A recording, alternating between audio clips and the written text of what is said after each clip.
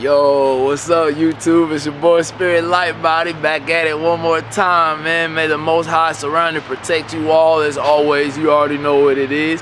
But anyway, man, yo, I hope y'all enjoyed today's presentation. So we about to get it mobbing and popping, y'all. Here we go once again, and so it is, y'all. Yo, what's up, YouTube? It's your boy Spirit Lightbody. What's going on, y'all? Back with episode 2 of Traversing the Occult. All right, today we're gonna talk about the Anima Mundi. Now, the Anima Mundi is an ancient term that our ancestors used for the soul of the world. They called it the world soul. Now obviously we all know that us as human beings, you know, the Most High's creations, that symbiotic relationship, you know, we have a spirit and a soul. Obviously the Most High has a spirit and a soul. You see what I'm saying? The Most High is a spirit and a soul. We are a spirit and a soul. You know, mind, body, spirit is all one. You know, often we try and separate these things, you know, and that's where man is putting, you know, everything into duality. But man, it's all unity, man. It's all one, you know. So with that being said, you know, straight up the Anima Mundi, when you look at it, you off break, you see flat earth cosmology. Straight up off break, you just do, man. I say ain't no way around that. And pretty much, so in the middle of that, you know, you got the goddess, right? And you'll see a concentric ring circle. It's ripple effect, all the circles emanating from the center. Now, I talked about this before. The center, the anima, or the center is the goddess, and they got that woman there for a reason. And I'm gonna show y'all the picture of the Anima Mundi. An occultist, Robert Flood, I think it was back in like the 1600s or something like that. He had a picture of it or whatever, and I'm gonna show y'all that picture, and you'll see that the goddess is in the center and that everything else is emanating from her. You see what I'm saying? So they tell you the truth in plain sight. They show it to you all the time. You see what I'm saying? But then you'll turn around and hear them say some other shit. Oh yeah, blah blah blah, so and so, you know, and they'll try and throw you off of shit. But I mean, you just, you know, it is what it is, man. But anyway though, so the Anima Mundi, you know, it's emanating from the Mother Earth plane, and it's connected to all living things. Every single living thing, all this life here is all conscious. Everything is consciousness. And you can't be separate from the creator. You see what I'm saying? Like, the separation's a lie, man. It doesn't work that way. And that's my modern, I mean, that's my beef with modern religion and shit. You know, they want to teach you that you know, the Most High is something outside of you. You know, like, nah, like, you have a divine connection to that. You are intertwined with it. You can't be separate from the Most High. It just don't make sense. You see what I'm saying? You're the creator of this picture you drew. How are you separate from it? You see what I'm saying? It don't make no sense. Your child came from you. How are you separate from your child? It just doesn't make sense. So, you know, we got to get out of what people are always telling you and trying to push on you, and just take it for what it is. You see what I'm saying? It is what it is. I am that I am. But anyway though, so I just wanted to say that all is consciousness upon the Mother Earth plane. Just know that all is consciousness. It's all living. Those stars, this sky, these trees, you know what I'm saying? Obviously, y'all know these bugs, plant life and all that. There's so many different forms of elementals and stuff, man. You can't put a limit or a level cap on the creator. It just can't be done. But anyway though, so these occultists say that the Anima Mundi is a pure ethereal spirit, and that interconnects all nature. And as above, so below, so within, so without. So anyone who's ever had a psychedelic trip, I want you to think about when you looked at the night sky, and if you paid attention, when you look at the stars, you'll see that there's like what appears to be like an ethereal web or something connecting all the stars together. You can literally see like they're connected, you know, and when you're tripping, it appears to be like, you know, it's moving or whatever, you know, like, and that shit is beautiful. But I'm telling you, what you're looking at is the firmament.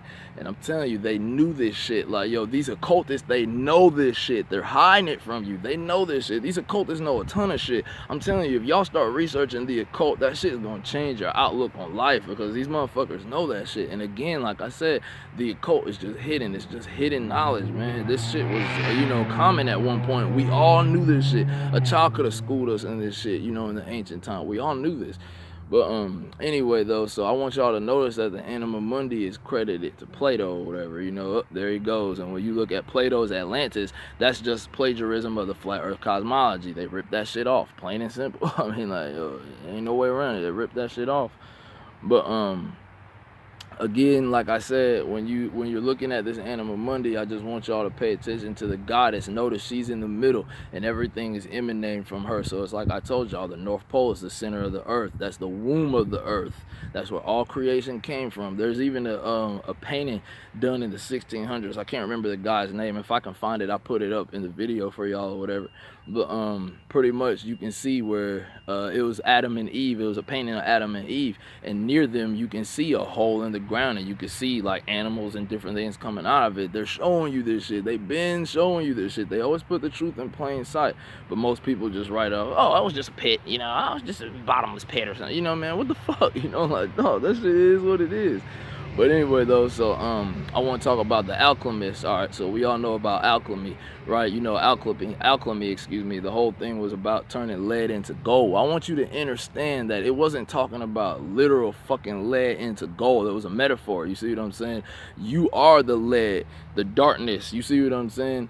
And from that darkness, all the light is within, so everything comes from the darkness. Our ancestors said that the darkness was good, it was clean. Even in the Bible now, remember, everything started in darkness. Remember, the spirit of the Most High moved upon the face of the water. You see what I'm saying? So everything comes from darkness. Darkness has been demonized. It's not evil like how they want you to think, oh, be scared of the boogeyman in the dark. Man, let me tell you something. When I was a kid, I was never afraid to sleep in the dark, and I ain't afraid to sleep in the dark now. I go anywhere when it's dark. In fact, I'll be honest with you, I like when it's dark. I love the darkness, man. Shit, I'm sitting outside. Shit, I feel safe as a motherfucker in the darkness. Like, for real. Like, I've always been comfortable in the darkness. So, you know, don't let them alienate you to that, because that's your nature. That's where we all come from. Everything comes from that darkness. And pretty much, again, what was I saying? Oh yeah, the alchemists. Okay, so traversing the Anima Mundi in the Renaissance times or whatever, they called it the divine spark and matter and the philosophical Mercury. Okay, I'll be right there, baby.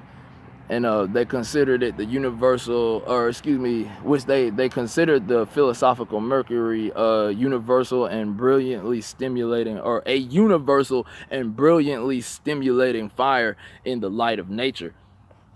And alright. So, which they said carried the heavenly spirit with it.